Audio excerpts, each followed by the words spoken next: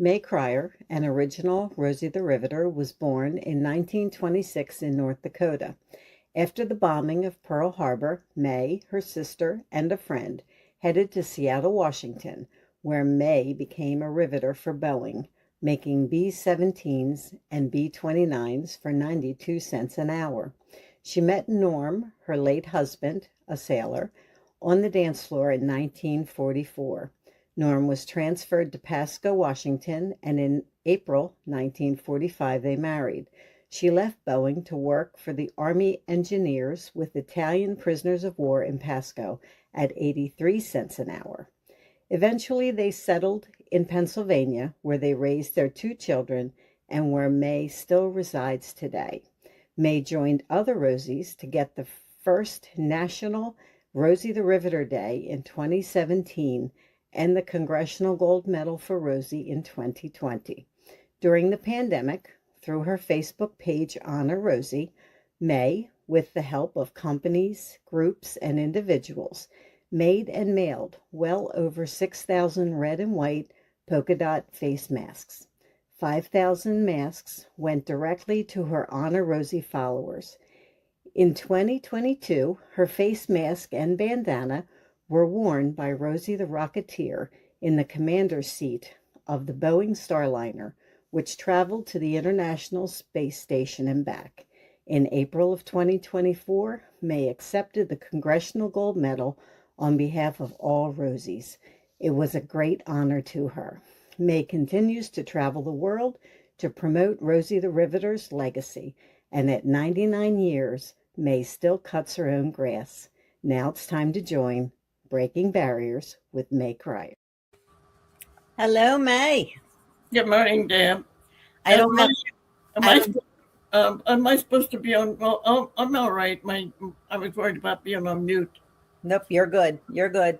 Good. I don't have my uniform on today. I was just too cold. Oh, yeah, isn't it the last one? I got this heavy sweatshirt on. Yeah. Yeah.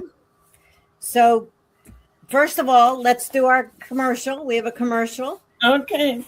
Everybody, if you haven't gotten your copy of We Can Do It, No. please do. You can get it on Amazon or you can order it from your local bookseller. And it's a great book. It's about Mae, and it'll also help your kids do a little investigation to see if they have a Rosie in their family. So Mae, we have special guests today. Yes, we do. Very special. That's right. We have your friends, Jim McCoy and Westin. I'm not even going to try to say his name because I'm going to say it wrong. And they are from the Pacific Historic Parks. So let's bring them on, Brandy. Hi, Jim. Hi, Westin. Hello. Aloha. Aloha. What wonderful things you two men do. Well, thank Yes. you, Mae. It's an honor to be here. Thank on your you. podcast. I We're looking at your living room and remembering that wonderful dinner you had for us for Weston and I when we came to see you. You were safe. I didn't make it. Yes, we were there. Weston and I were there to film an oral history with her, which is on our website now. If everybody wants to see it, it's PacificHistoricParks.org, and it's the first Rosie the Riveter. We've done a number of Rosie the Riveters, but you're first in line on the website now, Mae, because you were the latest to be posted. We had a great interview with you, and Weston and I really enjoyed our time there. I'm sorry we ate all your food. Well, Lori and I really loved having you there. We had so much fun while you were there. There we are. There we are. Yeah. How's your daughter doing? Your granddaughter? Well, it's such a pleasure, especially with you coming from Hawaii and doing these interviews with all of us Rosies. That's so rewarding to us because we're all at the end of the line. There's not many of us can still come forward and speak up and, tell our stories. And right now it's really important because, like I say, we're walking history. Soon we'll just be a page in a history book if they still teach history. I'm not sure about that. But what a pleasure it was having the two of you there visiting and interviewing us. I wasn't sure it was so casual. I wasn't sure whether how the interview was coming out or how it was going. And we didn't realize that we were in a video even. Well, that's great. So let's start out with Westin and Jim. Tell us your titles, and then tell us about Pacific Historic Park, so everyone knows where you're at and what we're talking about. Okay, I'll go start, Westin. Pacific Historic Parks is a nonprofit that's based in Hawaii, and we're a 501c3. We basically have a mission to remember, honor, and understand World War II. Pearl Harbor National Memorial is a key park. We're there every day. Westin actually works there most of the time, but we basically have 5 other parks under our umbrella. But we focus on Pearl Harbor today because that's where Mae was, and we could talk about that. We've been around for over 40 years. The Pacific Historic Parks was renamed after we started getting other parks. We used to be Arizona Memorial Museum Association. Then before that, it was formed as by the National Park Service. What was it, Westin? You said? You jump in here, Westin. Oh yeah, the Fleet Reserve Association Branch 46 was the first name of it. Then it became the Arizona Memorial Museum Association, and then it became Pacific Historic Parks. So it's been around. We're a long time. We're basically a leading history organization, and we really enjoy telling the Rosie story in addition to all the stories about the World War II veterans and the survivors. And Mae, you're absolutely right. The trip we went on to see you, we went and saw a World War II Pearl Harbor survivor that lives in Ohio and interviewed him before we came to you. His story, Forrest Stidham, is on our website too.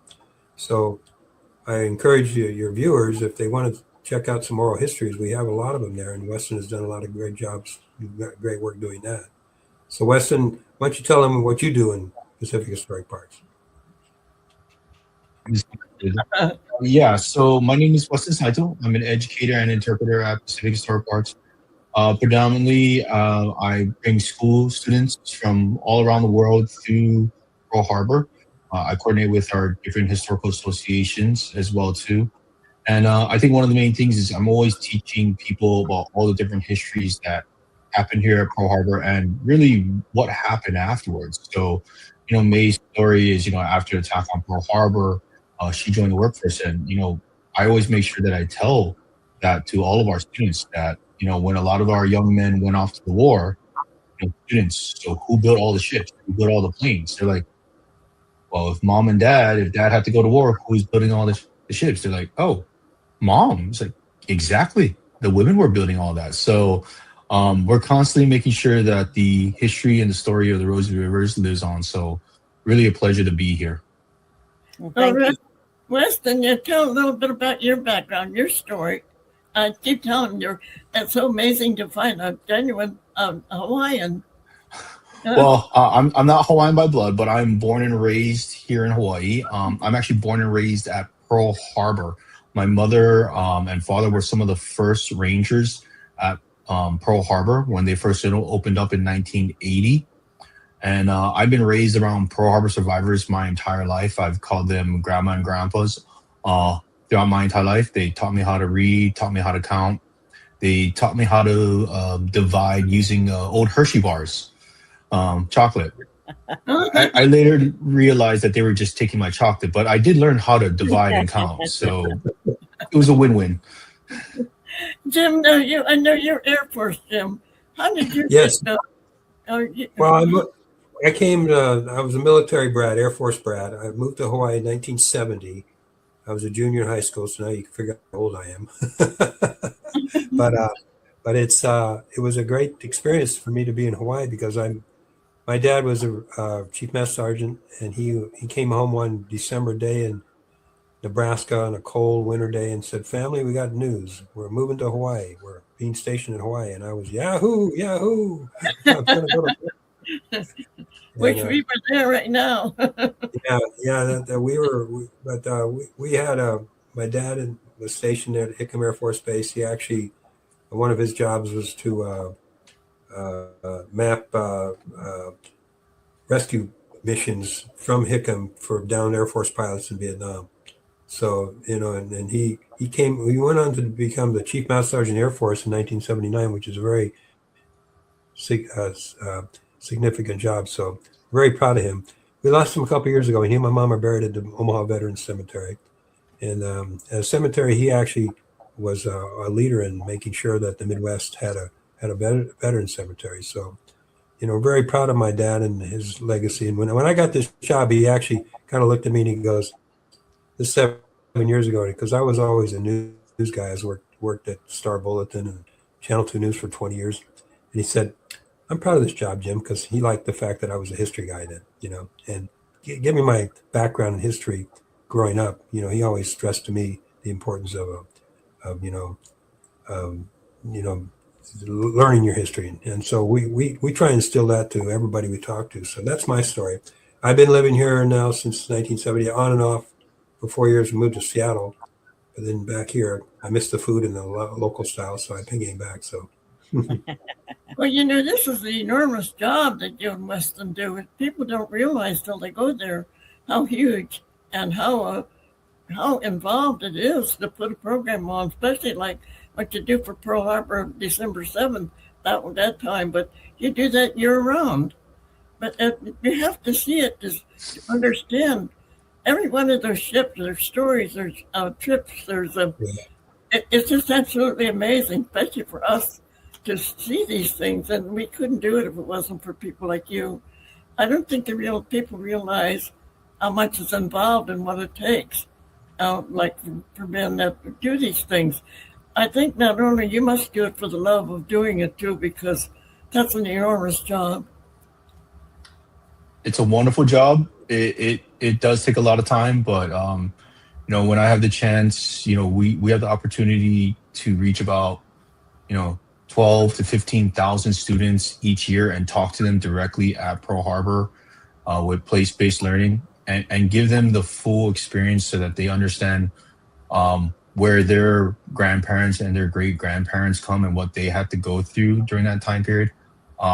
To me, it's such a privilege to make sure that these stories, your stories of your generation, are continued on. So I think that's the most important thing for us, is to make sure that these stories do not just become history on a page, that they are constantly being told.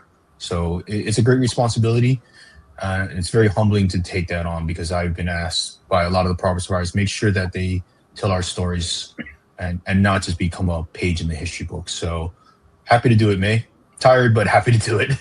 But you do, each ship is a ship, and the stories of the men, it's amazing for the men, the veterans, to come back and see the program regarding their ship.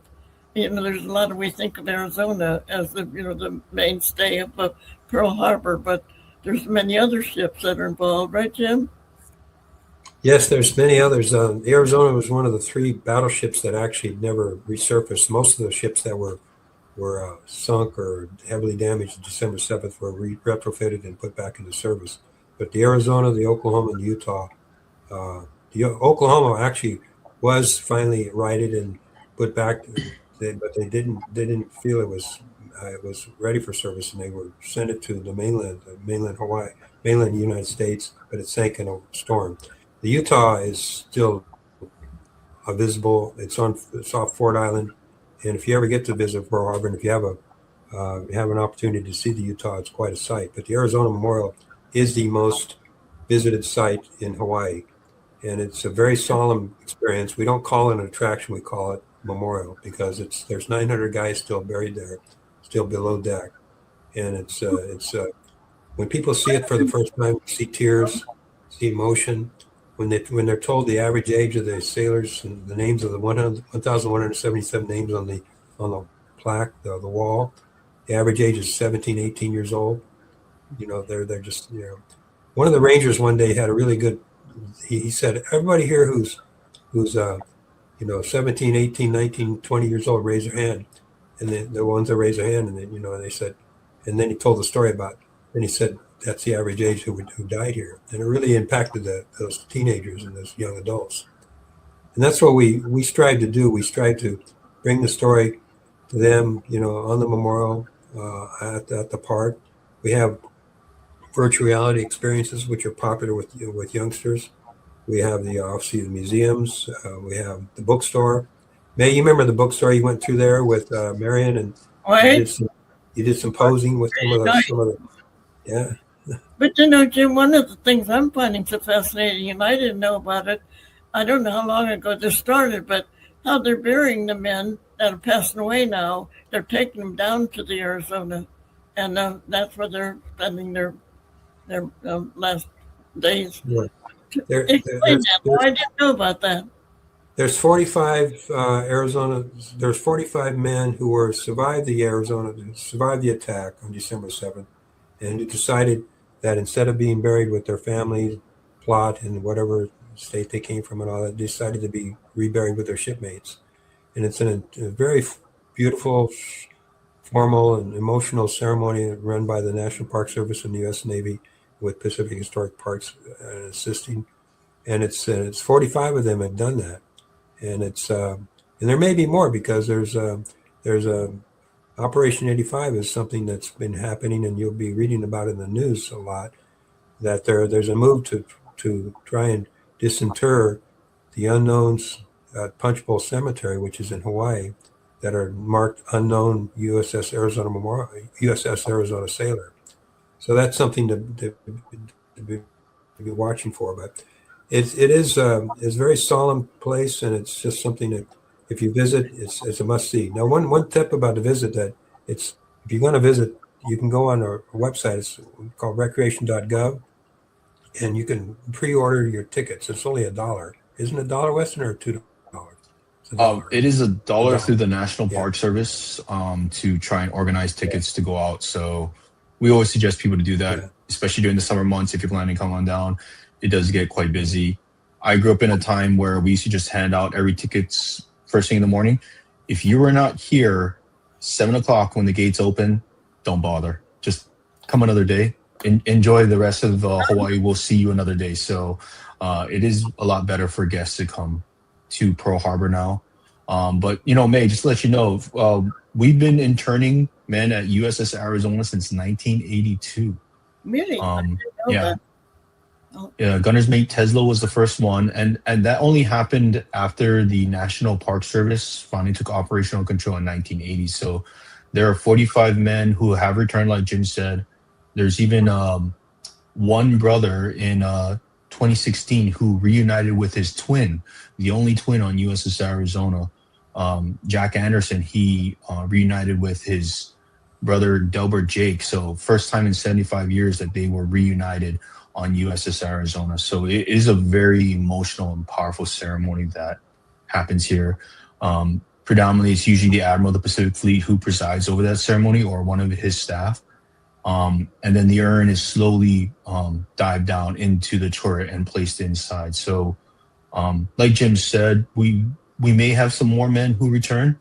But unfortunately, with the last Arizona survivor passing away, it's really going to rely on the families at this point, because it was always dependent on the survivor, the sailor or the Marine, to decide what they wanted to do, which was Luke Haunters. He was originally planning on coming back, but with his passing of his wife, he wanted to be reunited with her. So they're buried in Sacramento, if I remember correctly.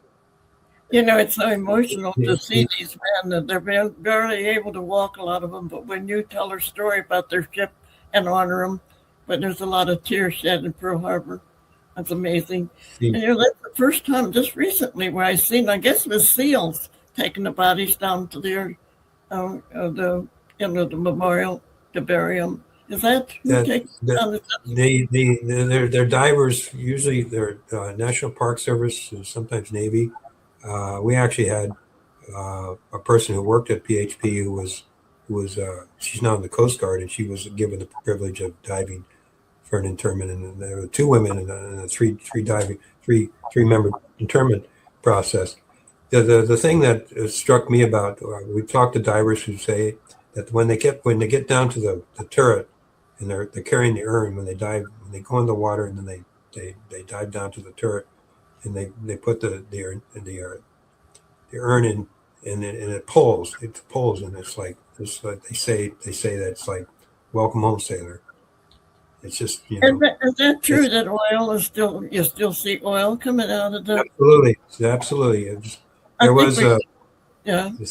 there was years ago, somebody's told me when the last survivor dies, there's not going to be any oil. But Lou Conter died over 2 years ago, and there's still oil, and he was the last survivor.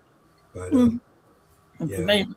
Another thing I remember, when we were there, the Missouri was in the. Now I don't remember when they brought the Missouri into the harbor, but years ago, one of my great grandsons was over there, and he got to go aboard. I guess is it for tourists now? Is that what it says? The battleship that was World War II was signed on. Is that the Missouri, right? The Missouri is parked right next to the Arizona Memorial. It was Westin, where it was in Bremerton, Washington, right? When it was there was a move. World War II. That was a ship. The World War II was all the signature. That's where all of the things were signed, all of the documents and what have you after World War II. Oh, was yeah. over. Yeah. The deck. Now, is that open? I guess it's open to tourists. That's open. Yeah. It's one of our partner parks, USS Missouri, and they also have the Pearl Harbor Aviation Museum and the Bowfin Submarine Museum. And so when you go to Hawaii, when you go to Pearl Harbor, you give yourself a full day if you want to see all four, or come a couple of days because it's so much history. You enjoy it. So, Well, we have a couple pictures of Mae when she came on for the 80th anniversary. You want to put them up, sure. Brandy? Oh, there we are. That's one of my favorite pictures, Mae. That was COVID years, right? Sort of. Yeah. That was Mae on the memorial, and that picture was, I have it on my computer all the time. Look at all that. Look, my hair is so much not gray.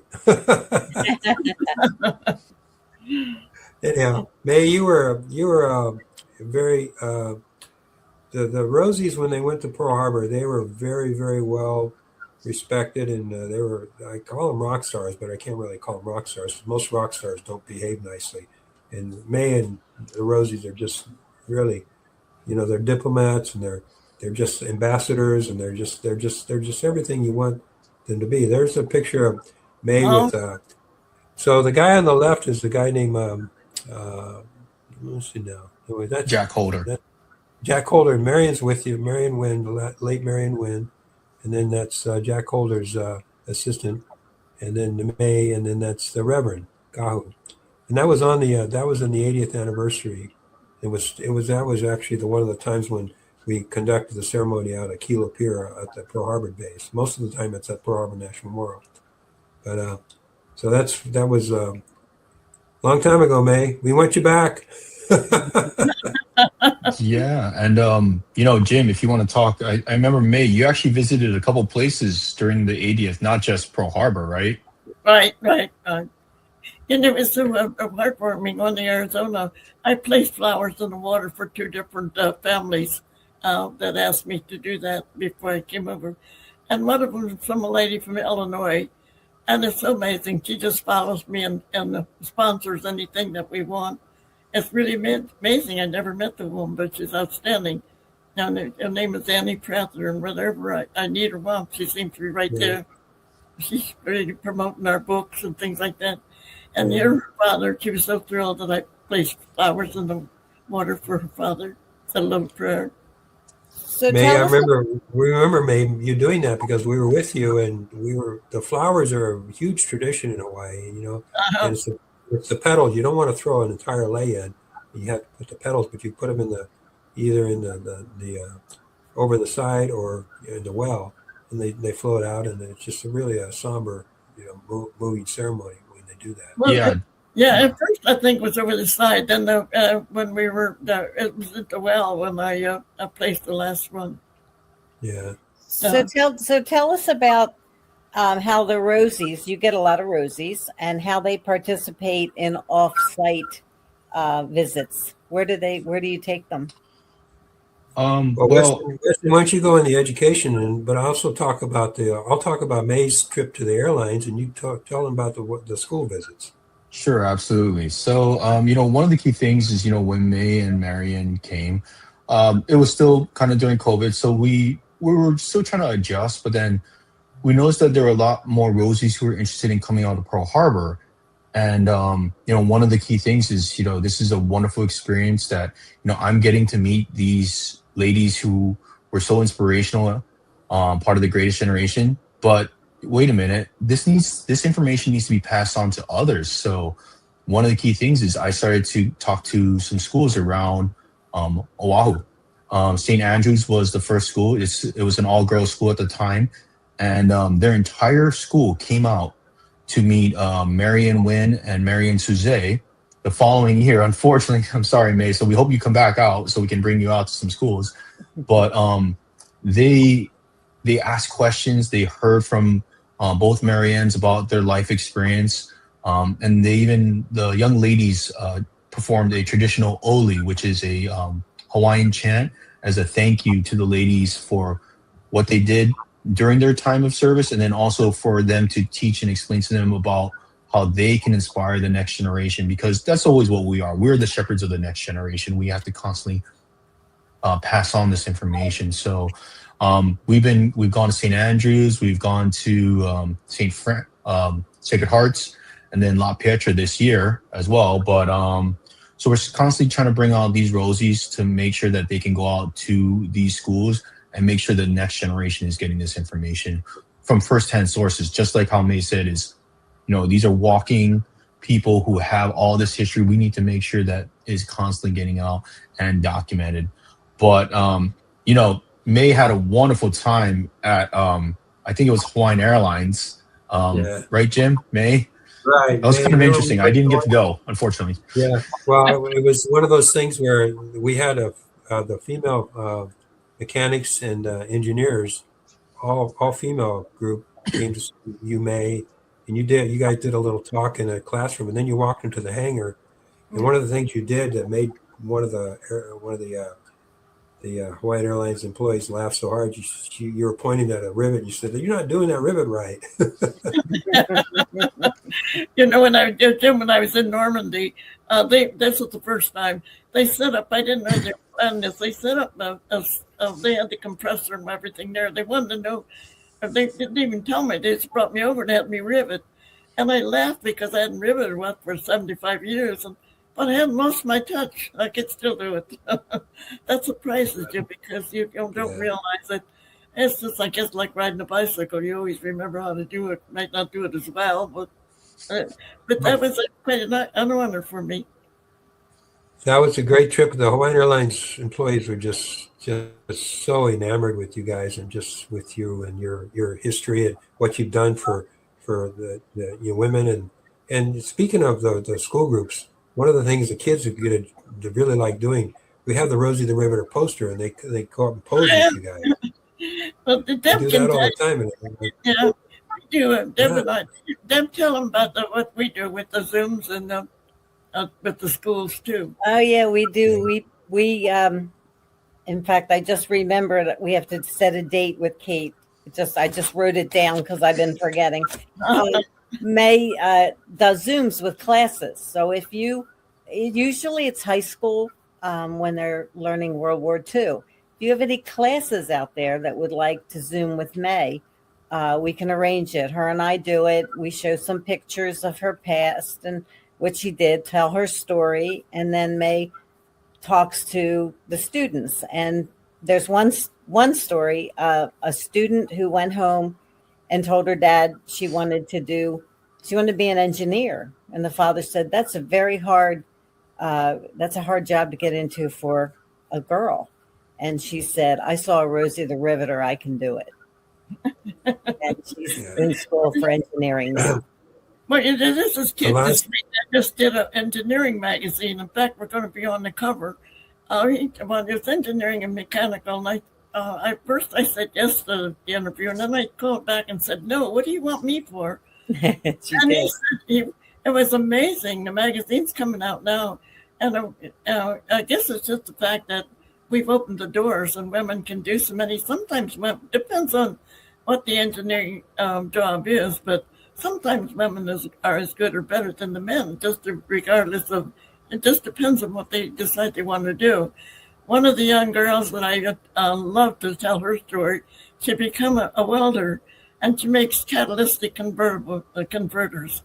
And her grandfather tells me she's very artistic with that torch. So, I mean, and now she's a young one, less than 30, I believe. And it's just so amazing when you hear these stories where they realize that that's not a man's job anymore. I can do it too. And we're always pleased when they realize that that they go ahead and try what they think they're capable of. So get in touch if you want her to talk to any students. The other thing, that's well, definitely. I have a lot of students and teachers who'd be interested. So you just opened up a box. That's okay. We want to keep that box open. Well, yeah, I want to add one thing about the last school visit we had. There were Tammy Brumley was with us with Gene Gibson and some other Rosies, and we noticed some of the young ladies and the students were just so emotional hearing the stories. They were crying. It was, it was just like, and they went home and it stuck to them, that especially when they talked about the work you did, the money you made per hour, when they went, wow. And then they go, but I have to translate it to what today's dollar made. So, Mae, you were making more than $1 an hour, I read, for a while. 92 cents. It's so funny because I love it. These young girls a lot of times just need that word of encouragement. At home, probably they don't encourage them because they figure it's not open to women, what have you. But if she really has a dream and a stranger says, how would you know if you don't try it? And they realize, well, maybe I can do that too. When I was in New Orleans the last time, they asked me what I do with some podcasts with Zooms. And they had a couple of classes on from New York. And one of the boys was a senior, and I was asking what they wanted to do. And he said, I want to be a lawyer. And I said, oh, no. And they all started to laugh. I said, well, it's great to be a lawyer, but be a good, honest one. So you never know what I'm going to say. So I think you've already answered how important is the Rosie the Riveter movement. Apparently, it's very important to the students. And now that absolutely. Now that we've almost got that medal, that memorial pinned down, that's going to be so great. We got to work hard to earn the money for Rhea, but she's doing a wonderful job. So the other thing you met Rhea when you were in Washington, didn't you, Jim? That young girl that spoke. That was a memorable visit. I was just so honored to be there, But one of the things that the Rosie movement, a lot of people don't know, is that it really was a pivotal point in history. Because it paved the way for the women's rights and civil rights. And, the fact of the matter is that when the war was over and the men all came back, you guys mostly got thrown out, got fired.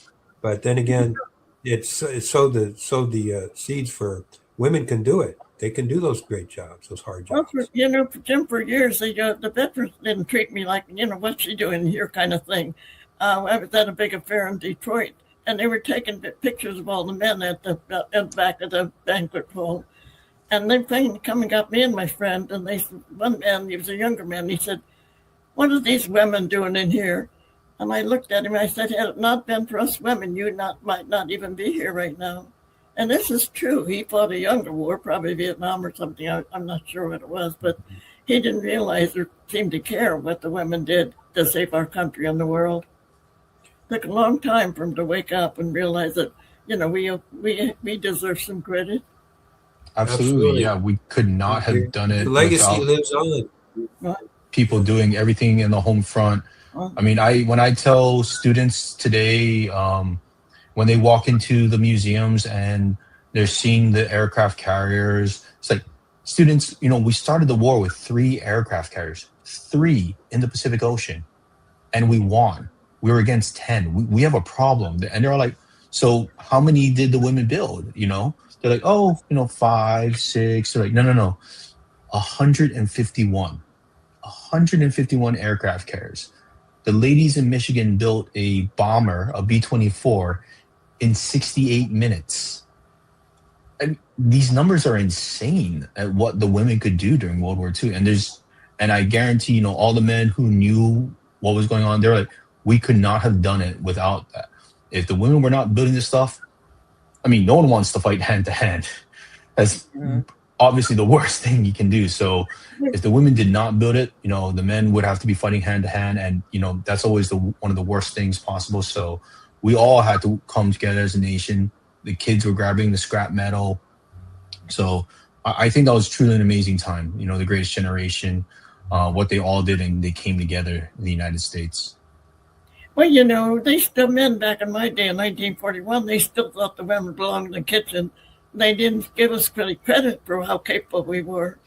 I always love to tell that story about Hitler said American women wouldn't have any trouble defeating America. American women couldn't produce. He said we were soft and spoiled.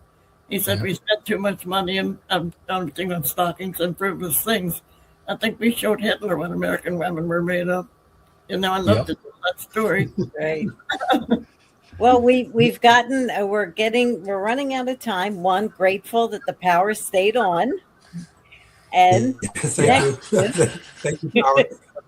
Next is, so how can our viewers help with the park? Thank you for the question. Well, we are a nonprofit, and we basically depend on public support. And that means that if you're interested in history, and one of the things we do, we put out a magazine. This happens to be one of the covers. Hello. Nice. Yeah. And we do a lot of stories about the veterans, the survivors, as we talked about, the stories about the battleships and all this World War II stories, Pearl Harbor specifically, but we extend out to Guam and Saipan because we have parks there too. But also we basically, if you want to join up to be a member of Pacific Historic Parks, it's only $35, and it gives you a whole year membership, and you get discounts on the things you buy at the store, and also just in online too if you're a member. So encourage you, if you wanted to sign up, it's pacifichistoricparks.org. That's it right at the bottom, and please join us and join our membership, and we really appreciate that, and that would help because we also work with other organizations, the Rosie the Riveter Trust up in Richmond. There's some great people up there. We work in conjunction with them, and we'd like to say that thank you very much for having us. And if you got any questions, Westin, you want to add anything? Did I miss something about what we're? Oh yeah, we're a women-led organization. Eileen Etterdyke is our CEO. So yeah, she's our boss. Then people should listen to what you're saying, and if possible at all, go to Pearl Harbor, read about it. They'll never forget. This is history, and they'll never forget that visit to Pearl Harbor. There were so many things we didn't know about it. I was a teenager when Pearl Harbor was bombed. I knew nothing about Ford's Island or Pearl Harbor itself. I knew about Hawaii, but we didn't know about our fleet and what was going on. We were young and naive, and I don't think we were sophisticated about the rest of the world at the time. And so when you go there, you're stunned. You love the history, but you're you're overwhelmed, I should say. And what a wonderful job you men do. I mean, there's not a time that you're not interested or involved. We're a team. We have a lot of members of our team, and if you wanted to look at some history, like check out Mae's oral history, just as an example, on our website, and on the other roses we have there. And then we also have a number of Pearl Harbor survivors and World War II veterans that we've profiled in recent years. Westin and I have done a number of those together, and we're appreciative that they give the time to do it because it's important to record the history too. Mm-hmm. It is very important. So a good example was Barbara coming home. My friend Barbara, when she came home, she just raved and talked about it all the time. She was so impressed and had such a wonderful time. And I think that's a good example of what you do. Now, because she wanted for years, she's wanted to. Well, if you want to give, it's a call a tease. If our next copy of Remembrance has a story about Barbara Spaventa's grandpa who was killed in Okinawa, and how Ernie Powell came into that story. So that's something to watch for. So. Okay. Well, listen, thank you very much for keeping history alive. We have to do that. We need to do that. And thanks for being on our podcast. We will certainly put some links on our Honor Rosie Facebook page so people can easily find the Pacific Historic Parks. So thank you guys very much. And keep up the good work. You're doing a great job. We can do it. That's right. Thank you. Come on, Mae, give me the arm. Give me the arm. Come on, Mae, give him the arm. There you go. So that was great, Mae. That was. I enjoyed that. I learned a lot. I'm going to go on the website and learn more. So we have a special birthday coming up in a little over a month, don't we? Who's that? Some woman I know who's going to beat the warranty on her mattress. I just got a message from one of the men. He's going to name an animal. He has going to name an animal for me. Anyhow, he emailed me this morning that he's going to do something for getting Mae on my birthday. I said, you're going to miss it. There you go. That's right. That's right. But we're going to have a special. Live birthday party for Mae in March, and we will let everybody know far in advance about that, so everybody can be online and listen. And we want to remind everybody another commercial about the book. Oh, Deb, when the Deb, my niece, my nephew brought his children came up for the funeral this week from Georgia, and they had 4 books with them. I'm signing the books, and the people are coming over to me and wanting to know where they can get a book. That's good. Good advertisement. Okay, there we go. Exception after at the funerals we're promoting. Hey, it works. All right, Mae. Well, this was a great podcast, and I guess we should power up. Yep. Okay. Power up. Be kind, everybody. Be kind to one another. Hang in there. We'll see you soon. Thanks.